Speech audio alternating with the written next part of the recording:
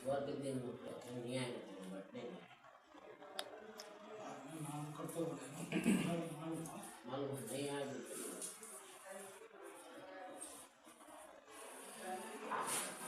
اللہ الرحمن الرحیم نحمدہ ونسلم علی حبیبہ الکریم الامین العزیز الرؤوف الرحیم اما بعد فاعوذ باللہ من الشیطان الرجیم بسم اللہ الرحمن الرحیم کل من علیہا فان ویبقى وجہ ربک ذو الجلال والاکرام صدق اللہ العظیم الصلاۃ والسلام علیک وعلی آلک واصحابک واہل بیتک یا رسول اللہ صلی اللہ تعالی علیہ وسلم۔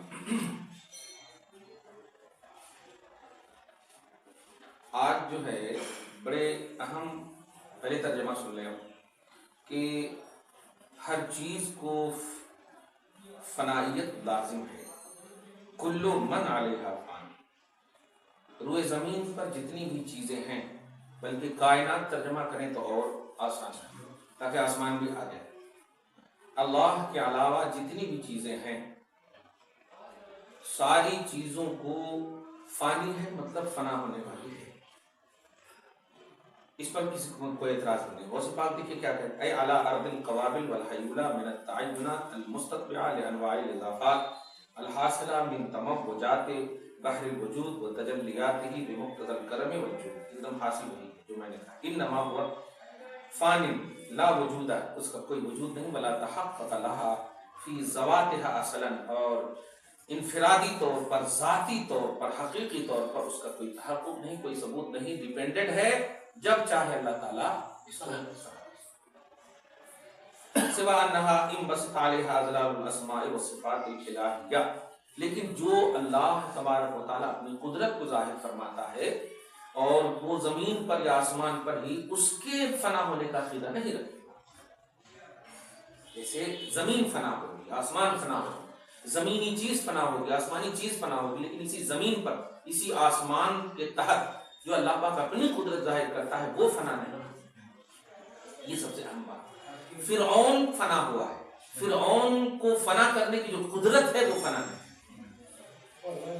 جملے پہ غور کر رہے ہیں؟ تو جو چیز مخلوق ہے وہ فانی ہے، اس سے ریلیٹڈ چیز فانی ہے، اور اس مخلوق سے اگر خالق کی قدرت ایڈ ہوئی ہے تو قدرت فانی نہیں۔ یہ ایک دم دھیان رکھیں، بڑی اچھی بات ہے۔ سبحان اللہ، یہ اسماء اور صفات الہیہ کا جو ظہور ہوا ہے وہ فانی نہیں ہے، وہ باقی ہے، یعنی اللہ کی ذات اور اس کے اسماء دونوں باقی۔ سب سے بہترین مثال، فرعون فانی ہے، فرعون کو جو فنا کیا رب نے، یہ فانی نہیں، یہ قدرت ہے، خدا ہے۔ آگے دیکھیے، وبعد فناء نقوش الاموات والاضلال باسرارها، یہ تمام فانی ہے۔ ويبقى وجه ربك، یہ اصل ہم دو بات آج کر کے ختم کرتے ہیں۔ وجہ ربک، اور اے اکمل رسول، آپ کے رب کا چہرہ باقی رہے گا۔ لیکن ٹرانسلیشن میں آپ دیکھیں گے اور باقی رہے گی آپ کے رب کی ذات، یہ ترجمہ ہے۔ لیکن آپ جملے پہ غور کریں تو یبقا پریزنٹ اینڈ فیوچر دو سے جمع، جس کو مضارع کا صیغہ، یبقا باقی رہے گا، فعل مضارع، ورب۔ وجہ چہرہ، وجہ الارض تحت الارض، زمین کا چہرہ، وجہ اللہ، اللہ کا چہرہ، وجہ مانے چہرہ، وجوہ اس کی جمع ہے۔ اے ایمان والو، جب نماز کا ارادہ کرو تو وضو کرتے وقت اپنے چہروں کو دھو لو، فاغسلوا وجوہکم، چہروں کو۔ تو وجہ مانے چہرہ ہوتا ہے۔ اس آیت کریمہ سے ایک عقیدہ ملتا ہے جس عقیدے پر ابن تیمیہ وغیرہ پھسل گئے۔ ابن تیمیہ جو وہابیت کی بنیاد ہے، تجسیم کا عقیدہ بنا بیٹھے۔ تجسیم کا مطلب اللہ تعالیٰ جسم والا ہے، کیونکہ اللہ خود فرما رہا ہے چہرہ، اور چہرہ بغیر جسم کے ہوتا نہیں، تو اللہ تعالیٰ جسم والا۔ تجسیم کا عقیدہ، مشبہہ ایک فرقہ بن گیا، تشبیہ دینے کا، چہرہ ہے تو کس کی طرح ہے، کیا ہے، مشبہہ ہے۔ تو یہ سب فرقے بن، جو بات جب جانتے ہیں نگیٹو بات سمجھیں گے نا تو پازیٹو آسانی سمجھ جائیں گے۔ یہ بتائیے انسان کا چہرہ باقی ہو اور پورا جسم باقی نہ رہے، یہ کیسی عقل ہے؟ آپ باقی ہیں تو آپ کا چہرہ باقی ہے، آپ باقی نہیں تھے، جناب ایک پاؤں نہیں ہے لیکن آپ کی ذات باقی ہے. چہرہ ایک جز ہے، تو جز کا باقی رہنا کل کے باقی ہونے کی دلیل نہیں ہے، لیکن کل باقی ہے تو جز بھی باقی ہے. جز محتاج ہے کل کا، صحیح ہے، کل محتاج نہیں ہے جز کا. سمجھ رہے نا، کل محتاج نہیں ہے جز کا. یہ ایک مسلمہ قاعدہ ہے. تو اب بتائیں اللہ پاک نے اس آیت کریمہ میں، پہلے میں لفظی تشریح کر رہا ہوں، عقیدہ تو جو ہے اہل سنت کا بھی بتاؤں گا. لفظی تشریح کہ آپ اللہ کا چہرہ باقی رہے گا. سوال ہے پھر ہاتھ پاؤں یہ سب باقی نہیں رہے گا، یہ مطلب ہوا. اور قرآن کی کہیں پر بھی یبقا ید ربک، آپ کے رب کا ہاتھ باقی رہے گا، آپ کے رب کا پاؤں باقی رہے گا، ایسا نہیں. چہرہ باقی رہے گا، ایسا کیسے؟ ایک بات اصل سڈنلی میں بول دوں کہ یار چہرے سے مراد کیا ہے تو پھر کہیں گے کہ مراد کس نے ظاہر کیا. پہلے اس قسم کی اور بھی میں 2-3 آیت آپ کے سامنے رکھ دوں تاکہ بات مسئلہ ہم تک اچھے اتر واضح ہو. پارہ نمبر 20 میں ایک آیت کریمہ دیکھیے.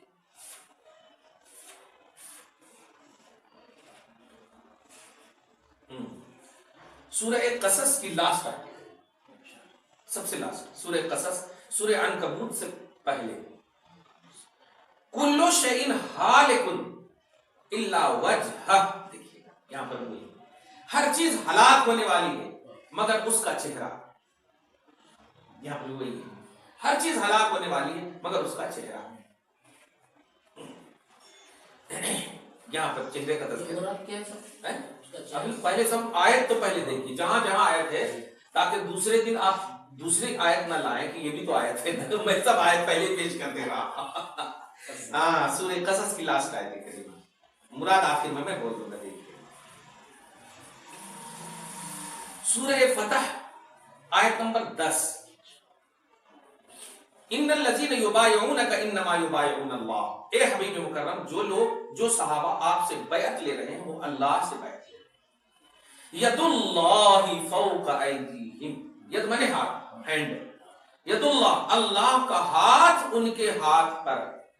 اچھا یہاں پر غور کریں، ان کے ہاتھ، یہ تو ایک دم سمجھ میں آ رہا کہ ہاں ہاتھ ہے، لیکن اللہ کا ہاتھ، یہاں پر دیکھیے ہاتھ کا تذکرہ ہے. سمجھ گیا؟ ید اللہ، ید مانے ہاتھ، فوق ایدیہم، اس پلورل کا صیغہ ہے، ید ایدیہم جمع ہے، ید اللہ واحد ہے، ایک ہے، تو اللہ کا ہاتھ، وہاں پر چہرہ. تو اب آسانی سنی، عقیدہ حقیقت میں کیا ہے. جہاں کہیں بھی پہلے یہ بات کہ چہرہ ہو یا ہاتھ ہو یا پاؤں ہو یا سینہ ہو یا کچھ بھی، یہ سب انسان کے اجزاء ہیں. اجزاء، اور اجزاء جو ہے اپنے وجود اور بقا میں کل کا محتاج ہوتا ہے. جز جو ہے کل کا محتاج ہوتا ہے. یہ ایک دم آسان قاعدہ ہے، کسی کو اعتراض نہیں. جیسے ہماری اولاد ہمارا جز ہے، ہماری محتاج ہے، صحیح ہے. اور اسی لیے مطلب یہ کہ اولاد جو ہے ماں کی بھی کہلاتی اور باپ کی بھی کہلاتی. وجہ کیا ہے؟ ہمارا بھی حصہ ہے، ماں کا بھی حصہ ہے، دونوں کا حصہ ہے، دونوں کا ٹکڑا ہے. ہاں خیر، اب عقیدہ آسانی سے آپ خود بنا لیں گے. کیا مراد ہے آسانی سے؟ کیا کہ جز جو ہے کل کا محتاج اور چہرہ جز ہے. تو اب سوال ہے یہ جز ہے، محتاج ہوگا کل کا. اب کل کون ہے؟ اگر ہاں سوال ہے کل کون ہے، تو ایک تو یہ کہ جز، اس میں یہ خرابی کہ محتاجگی کا پہلو آ رہا ہے عقیدہ توحید میں. جز مانیں گے اور مانیں گے ہوتا بھی ہے چہرہ. تو اس بنیاد پر بھی اللہ کے لیے چہرے کا استعمال ہے، جز ہونا لازم آ رہا ہے، اور اللہ اجزاء سے پاک ہے. اس کو بولتے لا یتجزا، اللہ کا جز نہیں ہو سکتا. اللہ تبارک و تعالی منفرد ہے، متفرد ہے، واحد ہے، ایک ہے، اس کے اجزاء نہیں ہو سکتے. ایک خرابی یہ لازم آئے گی اگر ہم نے چہرے کو اصلی معنی دیا تو محتاج ہونا لازم آئے گا. اور دوسرا یہ کہ تعدد لازم آئے گا. تعدد کا مطلب کئی خدا لازم آئے، کیونکہ جب یہ ہے چہرہ تو یہ کس کا چہرہ ہے، اب وہ الگ ہوگا، وہ الگ ہوگا. تو چہرہ جب باقی تو یہ جس کا ہے وہ تو اور زیادہ باقی رہے گا، تو دو باقی ہونا لازم نہیں، وہ دو باقی ہونا لازم. سنیے پہلے یہ ابن تیمیہ نے جو تجسیم کا عقیدہ دیا ہے اس اعتبار سے میں اس کی تشریح کر رہا ہوں کہ ایسا کیسے. ایک مرتبہ ایسے وہ بیان دے رہا تھا اور مطلب یہ کہ ممبر پہ تھا، اور ممبر پہ اللہ تبارک و تعالیٰ کیسا ہے، اللہ تعالیٰ جو ہاں اچھا ایک اور آیت تو بتائیں گے، بڑی اہم آیت تھی وہی کھوج رہا تھا میں. دیکھیے آ گئی نا بات. سورہ طٰہٰ آیت نمبر 5، الرحمن علی العرش استویٰ، رحمان عرش پر بیٹھا ہے اور مکین مکان اس کے لیے لازم ہوتا ہے. جو مکین ہوتا ہے مکان اس کے لیے لازم ہوتا ہے، اور عرش کو مکان کہا گیا تو اللہ گویا مکین ہوا، عرش پر بیٹھا ہے. تو اب بیٹھنے کی حیات ہوگی، بیٹھنے کی کیفیت ہوگی، کیسے بیٹھا، کہاں بیٹھا، غور کریں. اسی طرح پارہ نمبر 1 میں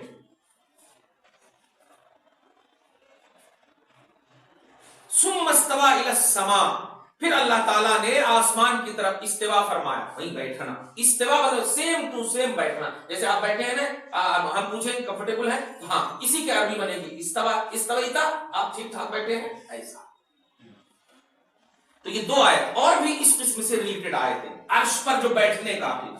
تو اسی عرش پر بیٹھنے کے عقیدے سے بھی اس نے تجسیم کا عقیدہ دیا کہ جب جسم والا ہے تب تو بیٹھا ہے، کیونکہ کون بیٹھے گا، ہوا تو نہیں بیٹھے گی. ایسا اس طرح سے ایگزامپل دیا اس نے، اور پریکٹیکلی یہ دیا کہ جیسے کہ ہم یہاں پر کھڑے ہیں اور جیسے ہم اتر رہے ہیں ایسے ہی اللہ بھی اترتا، معاذ اللہ، یعنی اللہ کو اپنی ذات سے تشبیہ دے.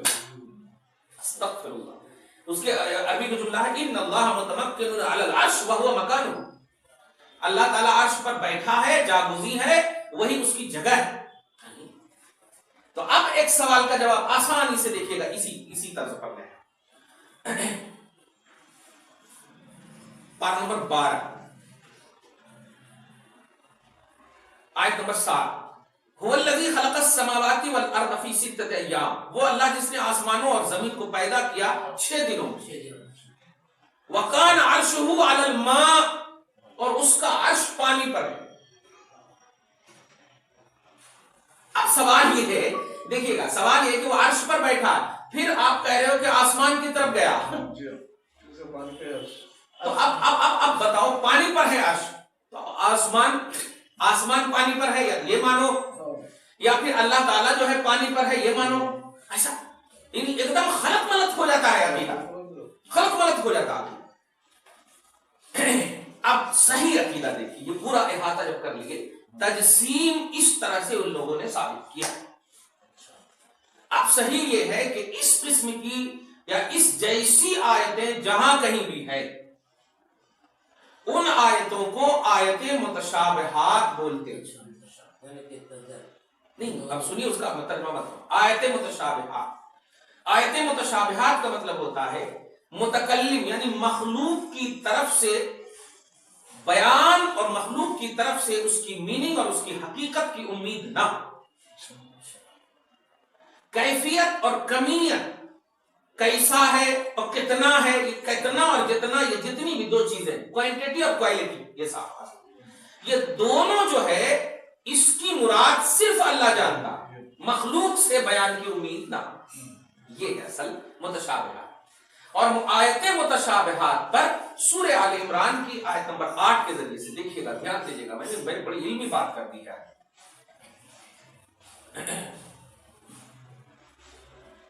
آیت نمبر 7 کہ آیت متشابہات کے بارے میں اللہ فرماتا ہے کہ آیت محکمات سے مسائل اور عقائد نکلیں گے، اور آیت متشابہات پر صرف ایمان رکھنا، بلیو کرنا، بس کیا نہیں. اس میں ہے آیت کریمہ کہ یقولون آمنا بہ، جو حقیقت پسند ہے، راسخ فی العلم ہے، جو صحیح عقیدے والے ہیں، وہ کہتے ہیں اے اللہ کیا مراد ہے، ہم اس پر ایمان رکھتے ہیں، تو بہتر جان. کل من عند ربنا، یہ سب ہمارے رب کی طرف سے ہے، ہم میننگ سے واقف نہیں ہے، حقیقت سے واقف نہیں۔ تو اب اللہ نے فیصلہ کر دیا نا کہ جب آیت متشابہات کی اتباع ہم نہیں کر سکتے اور آیت متشابہات کی میننگ اور اس کی حقیقت میں، کیفیت و کمیت میں، کوانٹٹی کوالٹی میں نہیں جا سکتے، تو اب قرآن کا فیصلہ ہو گیا کہ اب اس کی میننگ کو واضح کرنا یہ بہت بڑی گمراہی ہے۔ تو اب اللہ تبارک و تعالیٰ کے چہرہ ماننے پر دھیان دے دیجیے، محتاجگی کا پہلو لازم آ رہا تو جو توحید کے خلاف ہے، الوہیت کی شان کے خلاف ہے۔ دوسری بات اجزا ہونا لازم آ رہا تھا، جو مطلب یہ کہ غیر متجزی ذات، جز نہ ہونے والی ذات کے خلاف ہے۔ تعدد لازم آ رہا تھا جو وحدت کے خلاف ہے، قل هو اللہ احد، اس کے خلاف ہے، صحیح ہے۔ اور لیس کمثلہ شیء، پارہ نمبر 25 میں آیت ہے، لیس کمثلہ شیء، بہت بڑی اچھی آیت ہے، دیکھیے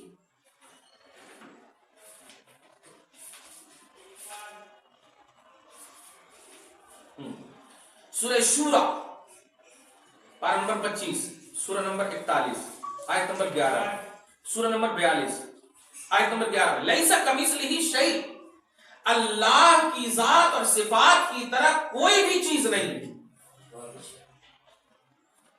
کوئی چیز نہیں، اب لیس ہے ہی نہیں، کمثلہ شیء کوئی بھی چیز، تو اب جو یہ پاؤں ہاتھ سے تشبیہ دے رہا ہے، یہ تو گویا اللہ کی تشبیہ دے رہا ہے نا، تو فرقہ مشبہہ کا بھی رد ہو گیا، دیکھیے تشبیہ دینے والے فرقے کا بھی رد ہو گیا، کیونکہ اللہ کی ذات اور صفات کی طرح کوئی چیز ہے ہی نہیں، تو اب اللہ کا چہرہ کسی بھی طرح سے تشبیہ دینے کے قابل نہیں ہو، نہیں دے سکتے آپ۔ اسی لیے حق عقیدہ یہ ہے کہ جہاں کہیں بھی چہرے کی بات ہے یا ہاتھ کی بات ہے تو چہرے سے مراد ذات ہے، کیونکہ چہرہ دیکھ کر ہی انسان کی حقیقت پہچان، مطلب شے کی حقیقت پہچانی جاتی ہے، چہرہ دیکھ کر کے۔ پیچھے آپ رہیں گے تو کون ہے پتہ نہیں، چہرہ دیکھیے اچھا، ہاتھ پاؤں دیکھ کر کے نہیں، تو چہرہ اصل جسم ہے انسان اور شے کے اعتبار سے، تو اسی اعتبار سے کہ اصل کا لحاظ کرتے ہوئے کہ اللہ تبارک و تعالیٰ کی چہرہ باقی رہے گا، تو جب عام زبان میں چہرہ کو اصل کا روپ دیا گیا ہے تو اسی اصل کی بنیاد پر چہرہ سے مراد ذات لی گئی، یعنی اللہ کی ذات باقی رہنے والی ہے، اللہ کی ذات باقی رہنے والی ہے۔ ہاں، اور ہاتھ سے مراد چونکہ انسان جو بھی طاقت و قدرت کا مظاہرہ کرتا ہے وہ پاؤں سے نہیں کرتا، ہاتھ سے کرتا ہے، تو وہاں پر مراد لی گئی اللہ کی قدرت۔ تو اب جہاں کہیں بھی ترجمہ دیکھیں گے آپ کہ اللہ کا ہاتھ مطلب اللہ کی قدرت اس کے پاس، اللہ کا ساتھ مطلب اللہ کا علم اور اللہ کی مدد اس کے ساتھ ہے، یہ ہے سب فیصلہ ہو گیا ایک دم مکمل طور پر۔ نہ تجسیم کا عقیدہ صحیح ہے قرآنی اور نہ ہی تشبیہ کا عقیدہ صحیح ہے۔ تجسیم کا عقیدہ احتیاج کو بتاتا، محتاج کو بتاتا، کیونکہ جو مجسم ہے وہ فنا ہے، جسم والی چیز فنا ہے، دیوار جسم ہے نا، اب جب تک پلر باقی ہے تو اس کی بقا ہے، ورنہ نہیں، تو مطلب احتیاج کا پہلو، اللہ کی شان اختیار والی ہے، احتیاج والی نہیں۔ تشبیہ لیس کمثلہ شیء، اس کی طرح کوئی چیز نہیں، لہذا ابن تیمیہ کی مثال دینا یہ خود بجائے خود ایک گمراہی ہے۔ وَيَبْقَى وَجْهُ رَبِّكَ ذُو الْجَلَالِ وَالْإِكْرَامِ، یہ بہت ہی امپورٹنٹ عقیدہ ہے، اس لیے چھوٹی سی اس کو بنا کر کے امت میں اس کو پھیلائی کہ نہ تجسیم کا عقیدہ صحیح، تجسیم کے عقیدے سے احتیاج کا پہلو جو اللہ کی الوہیت اور شان توحید کے خلاف، اور تشبیہ قرآن کی آیت کے خلاف، لیس کمثلہ شیء، جب اس کی طرح کوئی چیز نہیں ہے تو پھر اس کے پیچھے پڑنا نہایت ہی گمراہی۔ اور تیسری سب سے بات کہ یہ ساری آیتیں جس کی مراد مطلب مخلوق کی طرف سے نمایاں نہ ہو، مخلوق کی طرف سے ظاہر نہ ہو، یہ ساری چیزیں آیت متشابہات کہلاتی ہیں۔ اور آیت متشابہات کے بارے میں سورہ آل عمران کے آیت نمبر 8 میں فیصلہ فرما دیا کیا کہ آیت متشابہات کی مراد اللہ جانتا ہے، آمنا بہی، ہم صرف بلیو کرتے ہیں، ہم صرف مانتے ہیں، ایسے ہی جیسے الف لام میم اس کے نیچے ترجمہ نہیں رہتا، پڑھ کر نکل جاتے ہیں، پڑھ کر نکل جاتے ہیں، حالانکہ اس کو بھی چونتے ہیں، سمجھتے نہیں لیکن چونتے ہیں۔ ایسے ہی سب سے امپورٹنٹ، چونکہ جانتے ہیں آج دنیا میں جتنی بھی گمراہیت پھیل رہی ہے اس کا مرکز جو ہے ابن تیمیہ، اس لیے یہ بات سمجھنا بہت ضروری ہے۔ توحید کے خلاف عقیدہ دینے کے بعد کہاں سے امت سدھرے گی؟ کبھی نہیں سدھر سکتی، کیونکہ وہی تو مرکز ہے قبولیت کا، وہی تو سب کچھ ہے۔ اب اسی کے خلاف اسی کو مجسمہ بنا دیے، اسی کو محتاج بنا دیے، اسی کو تشبیہات کا حامل بنا دیے، تو اب پھر رہا کہاں توحید؟ مذاق بن گیا اللہ تبارک تعالیٰ۔ اس لیے اہل سنت والجماعت کا صحیح اور صاف عقیدہ یہ ہے کہ اللہ تعالیٰ جسم سے پاک، جسمانیت سے پاک، عرش پر بیٹھا ہے اپنی شان کے مطابق، نہ کوانٹیٹی ہے وہاں نہ کوالٹی، ہمارے شہرت سے زیادہ قریب ہے اپنی شان کے مطابق، نہ کوالٹی ہے نہ کوانٹیٹی۔ کیسے کیوں یہ نہیں، اسی لیے امام احمد بن حنبل یا امام مالک نے کہا کہ اس طرح کے سوالات کرنا بدعت ہے اور کیفیت پوچھنا حرام ہے۔ سوال کرنا بدعت ہے اور کیفیت پوچھنا حرام ہے، کیونکہ قرآن کے خلاف ہے، اور صحابہ کبھی نہیں پوچھے ہوں گے قرآن کے خلاف سوال۔ نہیں تو اجلہ صحابہ نے پوچھے، دھیان دیجیے، جو اجلہ فقہا، جو علماء، جو بڑے بڑے دماغ انٹیلیجنٹ جس کو کہیے، وہ حضرات کبھی نہیں پوچھے۔ آپ مطلب ہم جیسے بھی نہیں بول سکتے معاذ اللہ، ہمارے سے بہت افضل اور اعلیٰ ہیں، مطلب جو فقہا کے مقابلے میں نہیں تھے، فقہا ہاں غیر مجتہد صحابہ، غیر عالم صحابہ پوچھے تو نبی پاک صلی اللہ علیہ وسلم نے جواب بھی دیا، نہیں تم بس کنڈیشنلی رہو۔ حالانکہ علم والے جو تھے نہیں پوچھے کبھی بھی، نہ ابو بکر نے پوچھا نہ خلفاء نے، کسی نے نہیں پوچھا۔ تو پوچھنے کا جو وہاں پر بھی مقصد، اور نبی نے جواب بھی یہی دے دیا، دیکھیں انکنڈیشنلی جواب ایک دم دے دیا، کوئی ایک دم نہیں بتایا کہ ہاں ایسا ویسا، بس میرے کو دیکھو بس ختم، مظہر آئے خدا اللہ تعالیٰ کا کہنا یہ ہے کہ آج جو پوری دنیا متاثر ہے وہابیت کی بنیاد ابن تیمیہ ہے۔ سن 700 ہجری میں ابن تیمیہ کا وجود ہے، اور 200-300 سال کے بعد 10ویں اور 11ویں میں محمد بن عبد الوہاب نجدی یہ پیدا ہوا، ان کے نظریات کو اس نے پھیلایا سعودی عرب میں، اور وہاں سے 1200 ہجری میں انڈیا میں اسماعیل دہلوی نام کا شخص جو آیا، اس نے انڈیا میں پھیلایا۔ تو یہ سلسلہ ہے، اور یہی پورے سلسلے آج دہشت گردی کے آماجگاہ بنے ہوئے ہیں۔ داعش کی ایجاد انہوں نے ہی کیا، ISI سب سارے جتنے بھی ہیں سب انہوں نے ہی کیا۔ کیوں؟ اسلام امن و شانتی کا مذہب ہے۔ عمر فاروق ایمان لانے سے پہلے تلوار اٹھائے رہتے تھے، اور ایمان لانے کے بعد اسلام اور اسلام بس، توحید اور نبی بس، یہاں تک کہ اعلان کر دیا تھا کہ عمر فاروق کی خلافت میں اگر کوئی کتا بھی بھوکا مر گیا تو گورنری سے برطرف کر دو۔ اتنا کلیئر، یعنی دیکھیے اتنے اعلیٰ دماغ، فکر، طاقت رکھنے والے، دہشت گردی کا پہلو نظر نہیں آ رہا وہاں۔ اس کا مطلب یہ ہوا کہ سچا مسلمان اور سچا ایمان والا وہ ہے جو دہشت گردی کا خاتمہ کرے، جانور پر بھی رحم کرے۔ انسان تو اعلیٰ ہو گئے سب پر، ہاں، اس لیے جتنے بھی لوگ دہشت گرد ہیں یہ سب ابن تیمیہ کے سلسلے کے ہیں، یہ سب وہابیہ ہیں، یہ سب دیار ہیں، یہ جتنے بھی ہیں غیر اسلامی نظریے اور مطلب ظاہری اصحاب ظواہر ہیں، یا تو فرقہ مجسمہ یا فرقہ تشبیہیہ یا فرقہ معطلہ، یہ سب فرقے سے اسلام کا کوئی تعلق نہیں ہے، یہ سب گمراہ ہیں اور جان بوجھ کر ہیں تو حد کفر کو پہنچے ہوئے۔ دعا ہے اللہ تعالی ہم سب کو پروردگار عالم نے صحیح فرقے میں اور عقیدہ حقہ پر رکھا ہے۔ اللہ نور ہے، اللہ تعالیٰ کا چہرہ، اللہ تعالیٰ کا ہاتھ، اللہ تعالیٰ کا پاؤں، اللہ تعالیٰ کا جسم ہے ہی نہیں، اور اللہ تعالیٰ نے جہاں اس قسم کی آیتیں کہی ہیں اس کی مراد وہ خود جانتا، وہ آیتیں متشابہات ہیں، ہم اس پر ایمان رکھتے ہیں، اس کی مراد کیا ہے وہ خود جانتا ہے۔